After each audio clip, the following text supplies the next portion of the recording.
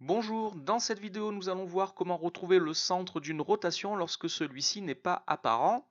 Vous retrouverez cette vidéo sur le site monclasseurdemaths.fr. Alors voici tout de suite le problème qui nous intéresse. La figure 2 est l'image de la figure 1. Par une rotation de centre O, le point O a été effacé et la question est peut-on retrouver précisément la position de ce point O? Et ensuite il faudra préciser l'angle et le sens de la rotation. Mais avant de commencer à chercher la position du point O, nous allons faire un petit rappel sur le fonctionnement de la rotation. Alors ici par exemple, le triangle A'B'C' est l'image du triangle ABC par une rotation de centre O. Cela signifie que les points, alors par exemple les points A et A', sont sur un même cercle de centre O. Cela signifie que le point O est à la même distance de A et de A', puisque OA et OA' sont deux rayons de ce cercle.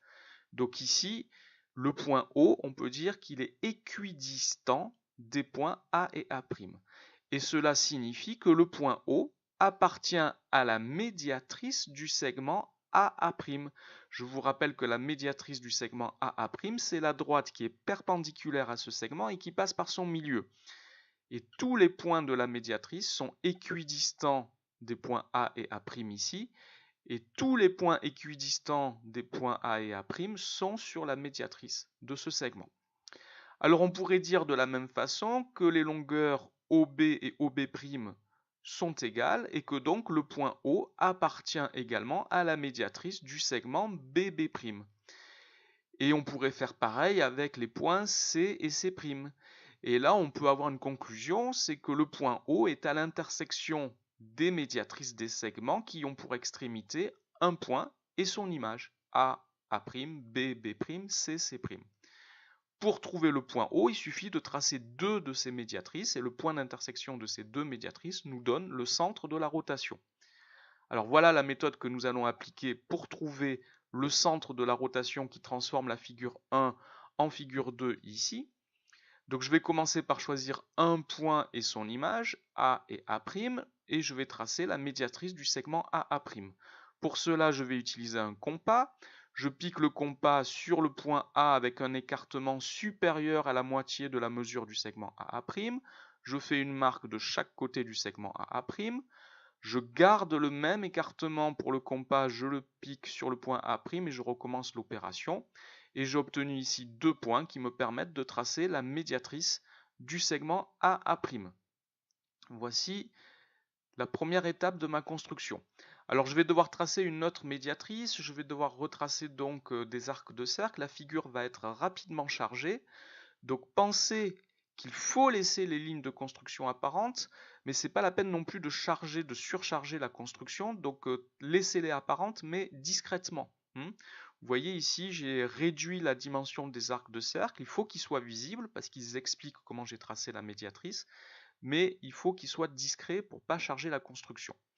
Alors maintenant, je vais recommencer en choisissant un autre point, ici le point B et son image, le point B'. Je vais tracer la médiatrice du segment BB' exactement de la même façon. Donc je pique le compas sur le point B, je mets deux marques avec mon compas.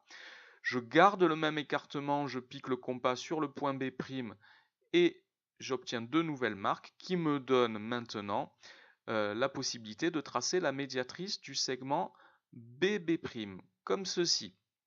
Alors toujours pareil, les marques de construction, on les laisse apparentes, mais on peut rendre la construction plus lisible en laissant tout ça discret.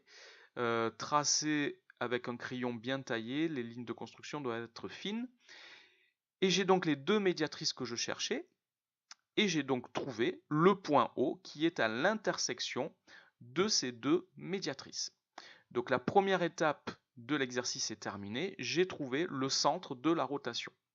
Alors si on revient à la consigne, donc il fallait trouver la position du point O, c'est fait, mais on me demande également de préciser l'angle et le sens de la rotation. Alors ici, pour trouver d'abord l'angle de la rotation, il faut faire très attention, l'angle de la rotation, c'est pas l'angle entre les deux médiatrices, ça serait assez tentant d'aller mesurer l'angle entre les deux médiatrices. L'angle de la rotation, c'est par exemple l'angle AOA' ou bien l'angle BOB' qui ont la même mesure. Donc je vais mesurer l'angle AOA' que j'ai tracé ici. Donc j'utilise un rapporteur, je mets le centre du rapporteur sur le point O, un des zéros de mon rapporteur sur la demi-droite OA comme ceci, et je peux lire maintenant l'angle de la rotation qui est un angle de 66 degrés. Voici maintenant le sens de la rotation. On s'est déplacé dans le sens des aiguilles d'une montre, c'est ce qu'on appelle le sens indirect. J'ai donc ici toutes les réponses aux questions posées. Il s'agit d'une rotation de centre haut que j'ai trouvée, d'angle 66 degrés dans le sens indirect.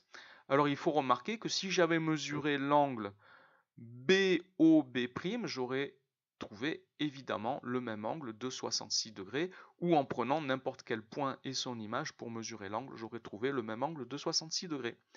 Voilà pour la recherche du centre d'une rotation et de son angle et de son sens.